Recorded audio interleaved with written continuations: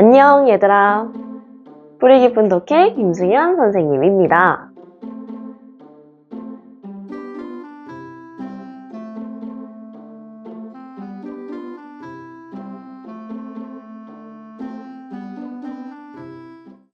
자, 얘들아, 우리 지난 시간에 배웠던 고구려 혹시 기억이 나시나요? 지난 시간에 광개토대왕이라고 하는 아주 훌륭한 왕을 중심으로 고구려가 어떻게 성장했는지 선생님하고 같이 살펴봤습니다. 오늘은 고구려 2탄이고요. 지난 시간에 고구려가 어떻게 성장했는지 중심으로 배웠다면 오늘은요, 고구려의 위기에 대해서 한번 살펴볼 거예요. 선생님, 고구려같이 강한 국가도 위기가 있었나요? 물론이죠. 사실 이쯤에는 얘들아, 이 중국 땅에 수라고 하는 나라가 들어서게 됩니다. 우리 그 고조선 할 때 선생님이 잠깐 중국 땅에 있던 국가들에 대해서 말씀드렸던 거 기억하시는지 모르겠어요. 그때 당시에는 한이라고 하는 엄청 크고 강한 국가가 중국 땅에 있었다고 말했었잖아. 그리고 이 한나라랑 고조선이 전쟁을 하게 되면서 고조선이 이제 멸망의 길을 걷게 되었다라고 이야기를 했는데, 이 중국 땅에 한나라라고 하는 국가 이후에 무척 많은 국가가 또 생겨났다 없어지거든요. 우리나라랑 비슷하게. 근데 이 시기에 중국 땅에는 수나라라고 하는 국가가 생기게 됩니다. 근데 이 수라고 하는 나라는요, 굉장히 혼란스러웠던 중국의 시기를 통일하고 세워진 국가이기 때문에 엄청나게 힘이 강했어. 뭔가 느낌이 오죠. 아, 이 수나라랑 고구려가 결국 전쟁을 한판 벌이게 됩니다. 이 전쟁은 사실 얘들아, 이제 엄격히 따지면 고구려가 먼저 좀 도발을 했어요. 그러니까 수나라가 세워지고 나서 이 수나라의 왕이었던 수문제라고 하는, 이름이 좀 독특하죠? 문제. 수문제라고 하는 이 왕이 이제 사신을 보낸 거야, 고구려한테. 근데 이 사신의 태도가 이제 기록상에는 굉장히 거만했다고 해. 그러니 그때 당시에 이 고구려 왕이요, 아니 건방지게 감히 이런 고구려의 왕인 나 앞에서 이런 태도를 보여? 하고 무척 화를 냈다고 합니다. 그리고 나서 이 수나라한테 아주 본때를 보여주겠다, 고구려가 얼마나 무서운 국가인지 보여주겠어 라고 생각을 하고 오히려 이 요서 지방이라고 하는 곳을 쳐들어갔다고 합니다. 근데 물론 이제 이 고구려가 요서 지방을 함락시키지는 않았지만 상당한 타격이 있었다고 하거든요. 그러니까 여기에 화가 잔뜩 난 이 수 문제는 30만 대군을 이끌고 고구려를 쳐들어오기로 마음을 먹습니다. 30만 대군, 얘들아, 그 감이 잘 안 오죠. 30만이라고 하니까. 그래서 제가 이 30만이 얼마나 큰 숫자인가 좀 여러분들한테 알려주고 싶어서 이제 비교군을 좀 찾아봤거든? 아니, 그랬더니 우리 여러분들이 살고 있는 이 동탄 지역이 36만 정도 된대. 물론 이 동탄 지역에 지금 인구수가 조금 더 많긴 하지만 그래도 얘들아 생각해봐. 30만이라는 대구는 거의 이 동탄에 살고 있는 모든 사람들을 모아야 이제 꿈꿀 수 있는 숫자란 말이야. 그러니까 그런 이제 군사를 싹싹 끌고 이제 고구려로 침공을 했으니 상당히 고구려 입장에서 위험한 상황이었겠죠. 하지만 꿈쩍도 하지 않습니다. 진짜 그 기록에 보면 얘들아, 이 고구려가 철통 같은 방어를 했다고 나와. 근데 설상가상으로 이 하필 수나라 입장에서는 너무 운이 안 좋았어. 날씨가 너무 굳었던 거야. 그러니까 장맛비가 계속 내리게 되면서 더 이상 전쟁을 지속하기가 굉장히 어려운 그런 환경이 됩니다. 우리 비 오는 날 생각해봐. 막 위생적이지도 않을 거고, 그쵸? 그리고 진격을 하기도 무척 힘들 거고, 훨씬 더 이 사기도 많이 떨어졌을 거란 말이에요. 근데 게다가 전염병까지 돌았다는 거야. 그래서 이 병사들이 비 오지, 막 싸우고 싶은 마음은 안 들지, 근데 무시무시한 전염병은 또 돌고 있지. 그러니까 결국에는 이 수문제가 퇴각을 하게 됩니다.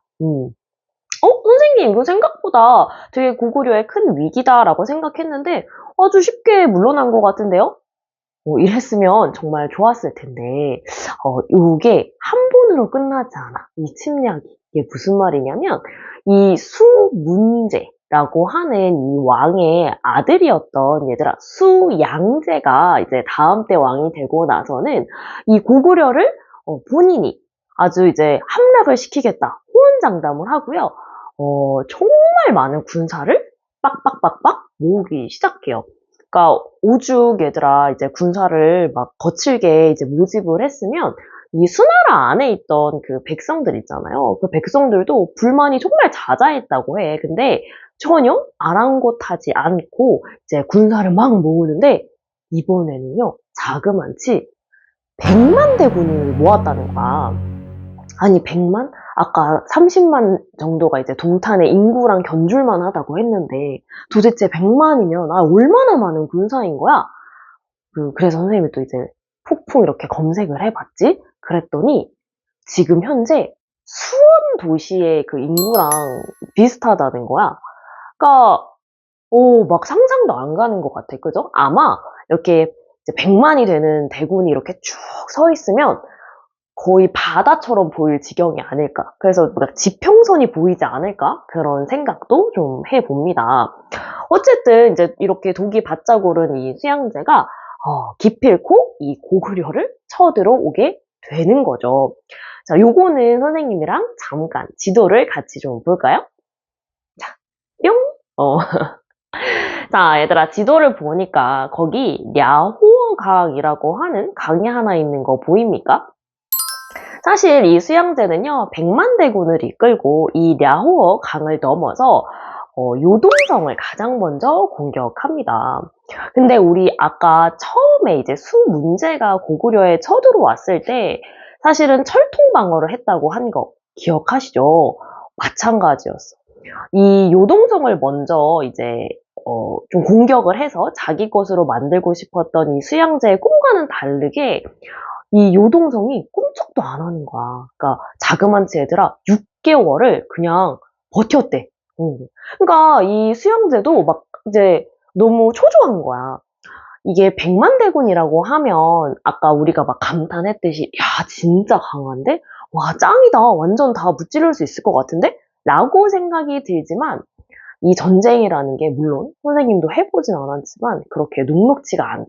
그러니까 이게 바꿔서 얘기하면 준비해야 될 것도 진짜 많다는 얘기인데, 인원수가 많다는 건, 생각해봐요, 여러분. 우리가 로봇도 아니고요. 이제 뭐를 딱 이렇게 준비를 해둬야 이 병사들이 정말 열심히 잘 싸울 수 있을까? 막 이런 얘기하면, 이제 애들이 그런 거 많이 말하거든요. 엄청 멋있는 무기요, 선생님. 아니면 엄청 똑똑한 책략이 필요할 것 같아요. 막 이런 얘기해. 근데 아니야. 아니, 다 틀렸어. 진짜 중요한 건 따로 있어. 바로 먹는 거야.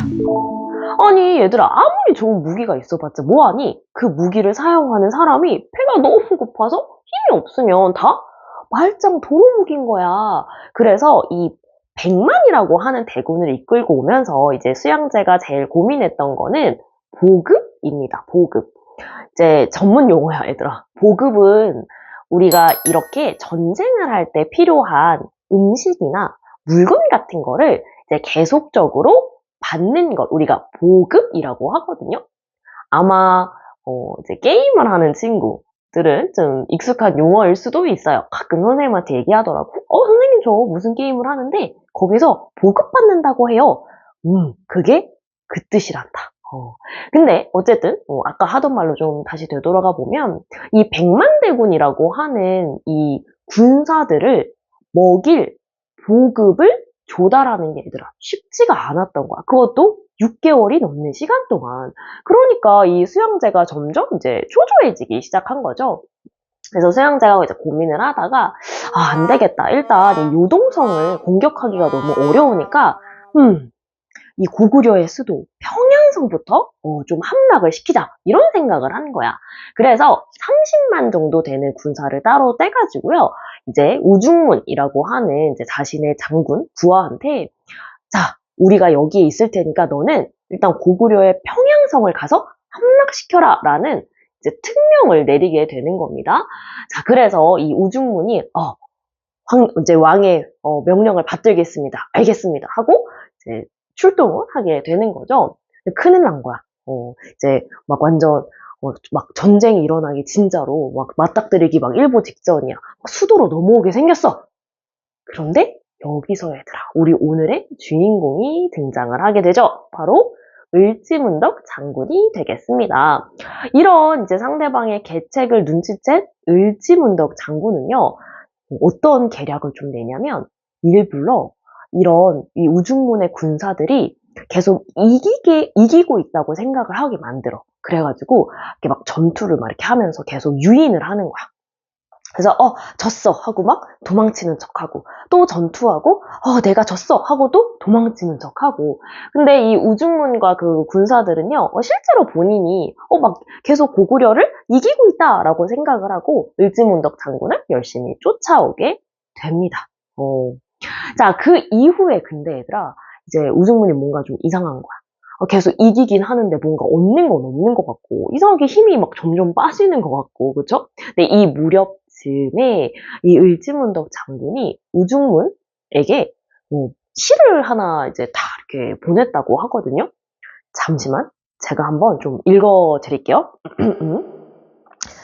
귀신 같은 계책은 전문을 통달했고 기묘한 셈은 지리를 꿰뚫었네. 전투에 이긴 공이 이미 충분히 높으니 만족하고 그만하는 게 어떻겠냐.